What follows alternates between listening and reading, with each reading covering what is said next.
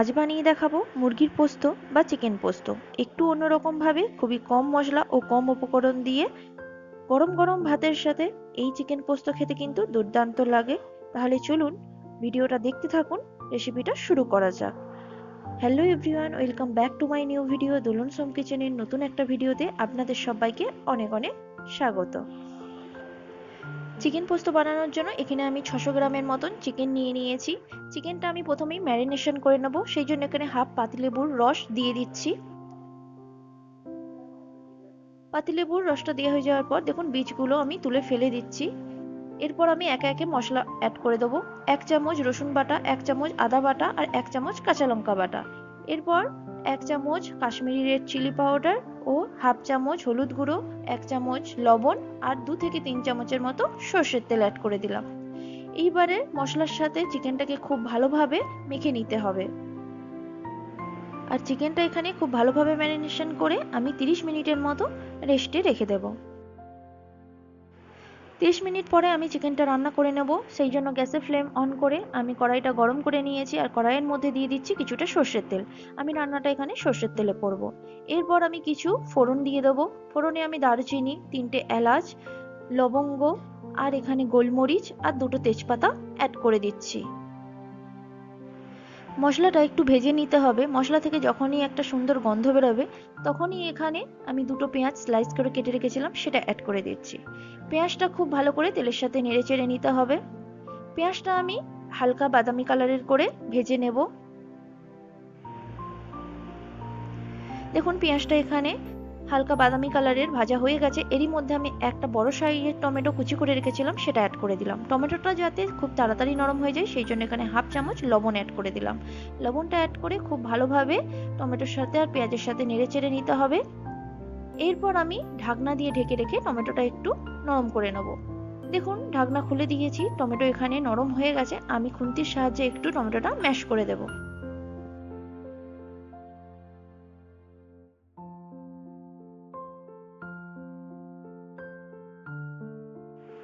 আর টমেটোটা এখানে একটু ম্যাশ করে নিয়ে আমি এখানে 1 চামচের মতো ধনিয়া গুঁড়ো অ্যাড করে দিলাম।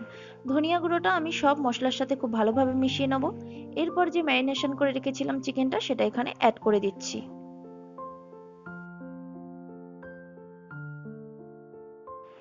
আর চিকেনটা এখানে অ্যাড করে দেওয়ার পর মশলার সাথে খুব ভালোভাবে নেড়েচেড়ে নিতে হবে।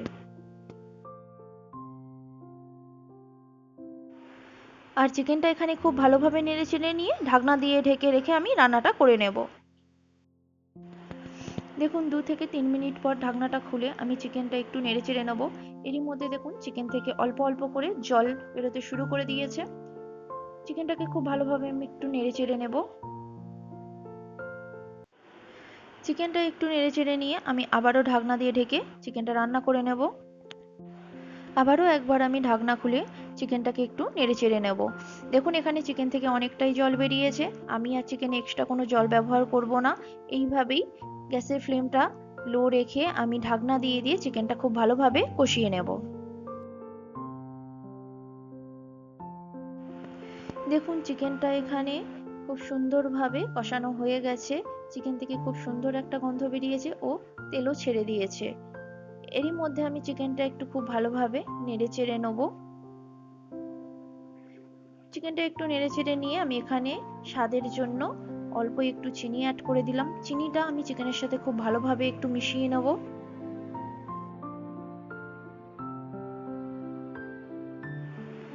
আর চিনিটা খুব ভালোভাবে মিশিয়ে নেওয়ার পর ঢাকনা দিয়ে ঢেকে রেখে আমি এখনো 2 থেকে 3 মিনিট রান্না করে নেব। এইবার চিকেনটা খুব ভালোভাবে কষানোর পর এখানে আমি 5 চামচের মতো পোস্ত বাটা অ্যাড করে দিলাম।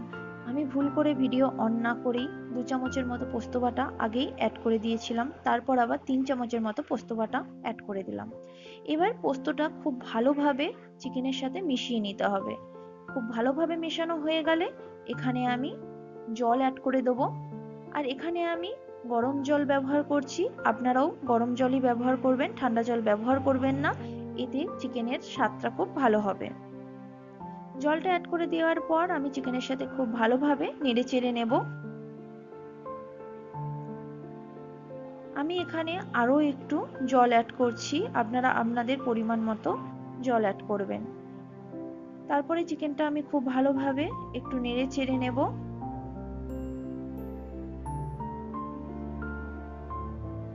এরপর যখনই ঝোলটা একটু ফুটে উঠবে তখন এখানে আমি ফ্লেভারের জন্য 3টে কাঁচা লঙ্কা অ্যাড করে দিলাম।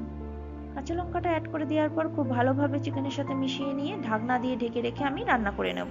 দেখুন, ঢাকনা দিয়ে রান্না করার মাঝে আমি একবার চিকেন থেকে ঢাকনাটা খুলে নিয়ে একটু নেড়ে চেড়ে নেবো, না হলে কড়ার নিচেই লেগে যেতে পারে। দেখুন, চিকেন থেকে খুব সুন্দর একটা তেল ছেড়েছে। আমি চিকেনটাকে একটু নেড়ে চেড়ে নিয়ে আবারও ঢাকনা দিয়ে 2 থেকে 3 মিনিটের মতো রান্না করে নেব। আর 2 থেকে 3 মিনিটের মতন চিকেনটা আমি রান্না করে নিয়েছি। চিকেন থেকে দেখুন খুব সুন্দর তেল রিলিজ করে দিয়েছে আর চিকেনটাও একদম পারফেক্ট ভাবে রেডি হয়ে গেছে। এইবার আমি চিকেনটা একটু নেড়েচেড়ে নিয়ে গ্যাসের ফ্লেমটাকে অফ করে দেবো। এরপর এখানে আমি 2 চামচের মতো কাঁচা সর্ষের তেল অ্যাড করে দেবো। সর্ষের তেলটা অ্যাড করে দিয়ে চিকেনের সাথে খুব ভালোভাবে নেড়েচেড়ে নিতে হবে। নিয়েই আমাদের চিকেন পোস্ত একদম রেডি পরিবেশন করার জন্য। এই চিকেন পোস্ত রেসিপিটা আপনারা গরম গরম ভাতের সাথে পরিবেশন করতে পারেন। অবশ্যই করে একবার বাড়িতে বানিয়ে দেখবেন।